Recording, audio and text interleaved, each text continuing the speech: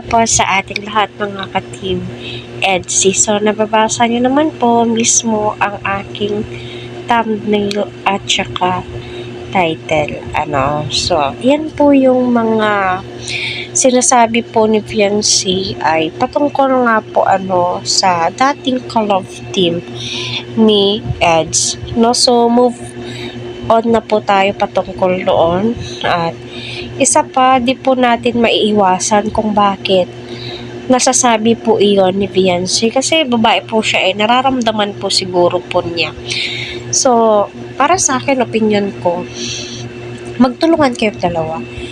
Tulungan mo si Edu maka-move on patungkol doon. So, naiisip ko tuloy, totoo nga bang di pa rin nakaka-move on itong si Edu? Kasi nga, ay parang sariwa po sa kanya, kasi nga, dyan po sila pumupunta.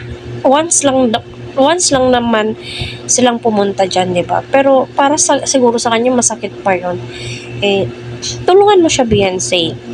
At saka sa mga nawawala na daw po ng gana, no? Kasi sa action ni Edu, sa ginagawa ni Fiancé na hindi niya pinapaasa niya si Eds.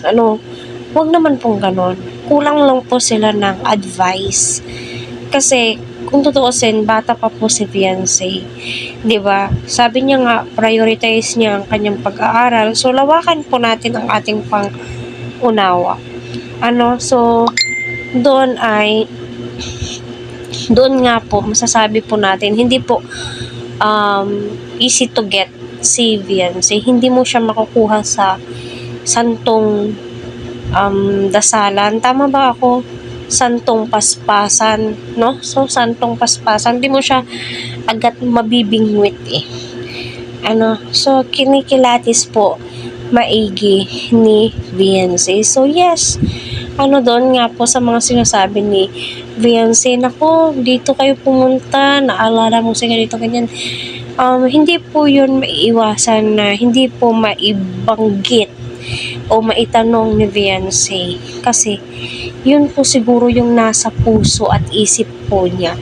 Kaya, Eds, paano ka tutulungan ni Fiancé kung hindi mo tutulungan yung sarili mo at iparamdam mo rin kay Fiancé na wala na yon, close na yon. So, panibagong chapter na.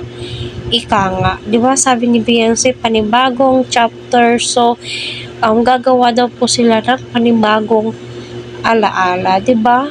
Go for it. Eds, magtulungan kayong dalawa. Hindi pwedeng si Fiancé lang yung gagawa ng paraan. Hindi rin po pwedeng Fiancé, si Edu lang yung gagawa ng paraan. Dalawa kayo, magtulungan kayo, di ba? Kasi love team po kayo No, opinion ko po yan, no? Nasa sa inyo na po kung mamasamain po ninyo.